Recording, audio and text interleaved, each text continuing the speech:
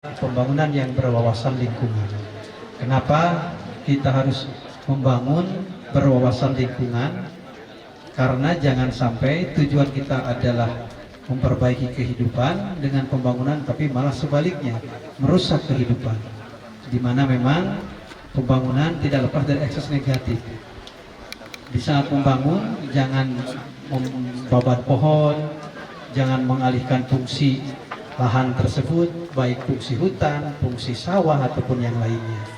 Kemudian juga tujuannya adalah berwawasan lingkungan supaya lingkungan kita tetap baik, lingkungan kita tetap bermanfaat, udara kita tetap bersih. Allah sudah membuat segala sesuatu dengan kemaslahatan. Wala tufsidu bil ardi ba'da islahiha. Semuanya demi kemaslahatan, jangan sampai ada kerusakan. Kalau salah kita mengelola, maka madarat yang ada. Harapan kami, kegiatan kali ini adalah berlanjut, bukan hanya di kawasan Bandung Utara ini, tapi di wilayah Jawa Barat yang lain. Sehingga Jawa Barat tetap udaranya asri, udaranya betah, dan juga sehat masyarakatnya. Seperti itu. Oke. Kalau total lahan kritis di Jawa sendiri sekarang berapa? Total lahan kritis di Jawa Barat, yang jelas akhir-akhir ini memang banyak daerah yang beralih fungsi, terutama fungsi ke ekonomi. Tetapi itu tidak menyalahi aturan, karena hutan-hutan yang ada di Jawa Barat semuanya yang diolah menjadi sumber ekonomi, bukan hutan atau hutan yang bersumber ekonomi itu legal ya. Sehingga para bupati dan wali kota memanfaatkan tersebut, dan itu tidak menyalahi karena memang ada payung hukumnya.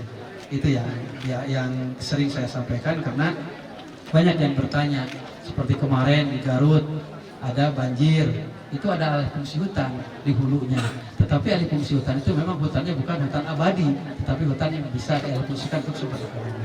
Seperti itu ya. Ada lahan kritis di Jawa sendiri masih banyak. Ya seperti itu, makanya kenapa Pemprov Jawa Barat punya program 50 juta pohon. Dan alhamdulillah pada tahun ketiga kami memimpin dengan Pak Gubernur sudah tercapai, maka ditambah lagi menjadi 25.000 lagi.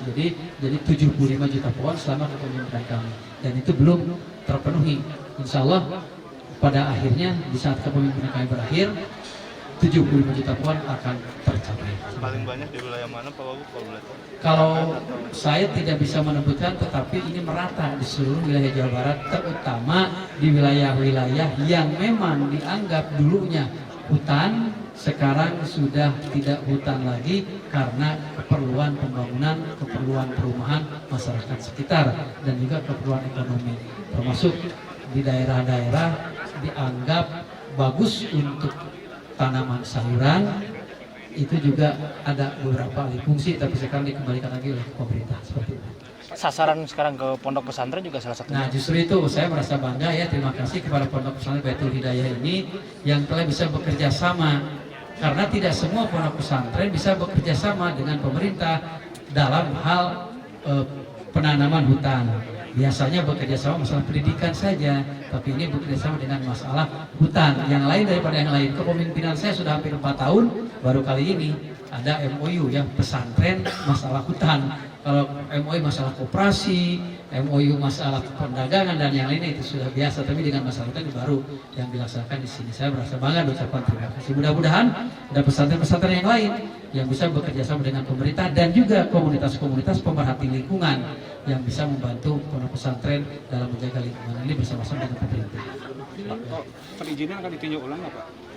Kalau perizinan kan itu ada beberapa hutan yang sudah dikuasai dengan kontrak ya. Memang banyak yang HGU-nya sudah habis, termasuk di wilayah Jawa Barat bagian selatan.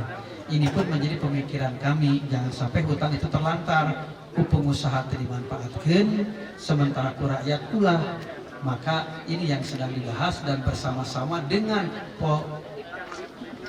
Pangdam 3 Siliwangi.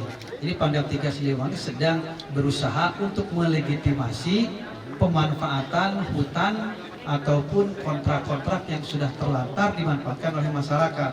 Karena kalau tidak memiliki legitimasi, kasihan juga di saat mereka sudah menanam, uang sudah keluar, ada orang yang menguasai tersebut di beban habis. Maka Pangdam 3 Siliwangi saya mengucapkan terima kasih atas perjuangannya sedang memberikan legitimasi kepada masyarakat yang memanfaatkan hutan diambil untuk kemanfaatan ekonomi keluarga seperti itu. Pak Wagub setuju kalau ada kurikulum masuk ke pesantren untuk penghijauan?